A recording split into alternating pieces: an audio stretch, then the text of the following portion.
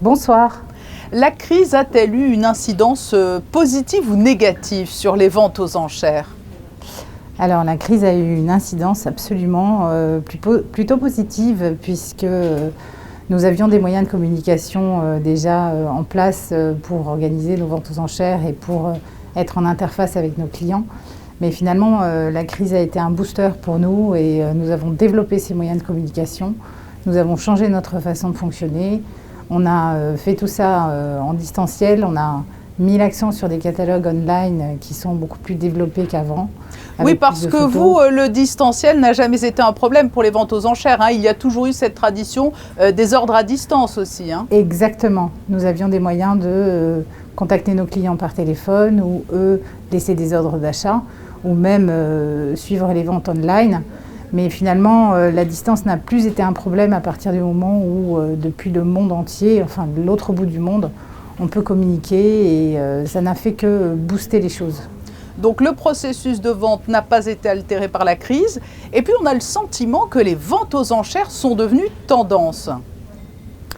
Alors tendance, oui, il y a une tendance effectivement à la mode des ventes aux enchères. Je pense que quelques émissions de télévision nous ont facilité le passage.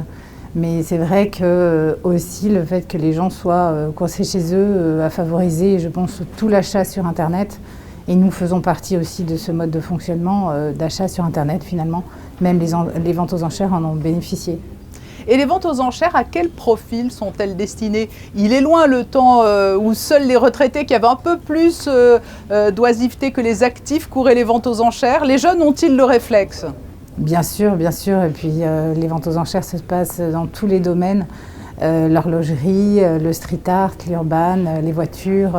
Et aujourd'hui, justement, ce qui a facilité les choses, c'est que les gens achètent plus volontiers à distance, sans avoir forcément besoin de voir les objets.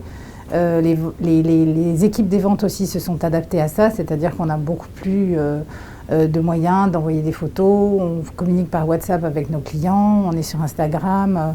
Donc tous les moyens sont bons finalement pour se mettre en lien. Et c'est vrai que c'est des moyens de communication que les jeunes utilisent beaucoup. Et puis la jeune génération s'intéresse énormément aux ventes aux enchères, bien sûr, en art contemporain.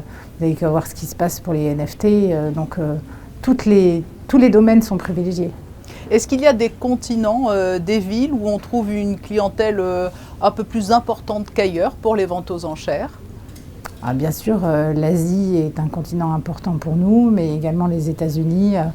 Finalement, je crois que tout ça a réduit les distances. Et c'est vrai que nous, là, la vente est lundi et mardi. On a déjà beaucoup de gens qui se sont inscrits à nos ventes.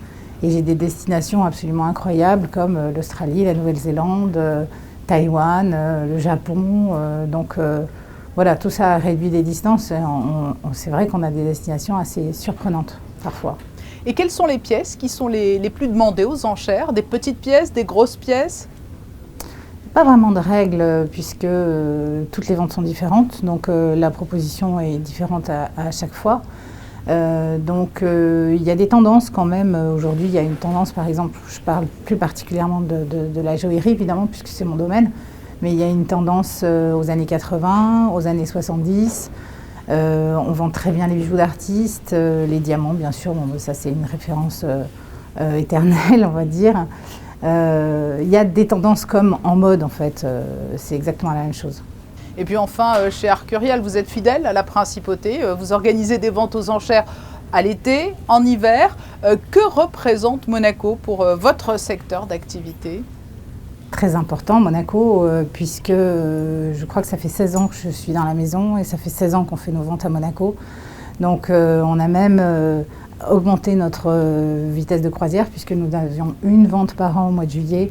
Et puis à un moment, on a vraiment tout concentré notre énergie sur Monaco puisque maintenant c'est janvier et juillet. Et c'est effectivement une place très importante puisqu'on trouve une clientèle ici qu'on ne trouve pas ailleurs. En plus de toute la clientèle internationale qu'on peut toucher par les moyens de communication dont on parlait tout à l'heure. Et également, c'est un argument assez phare pour nous, pour nos vendeurs, parce que le fait de vendre à Monaco crée toujours une envie, une désirabilité qui est vraiment réelle. C'est la plus-value Monaco. Merci beaucoup, Julie Valade, d'avoir répondu à nos questions. Avec plaisir, merci à vous.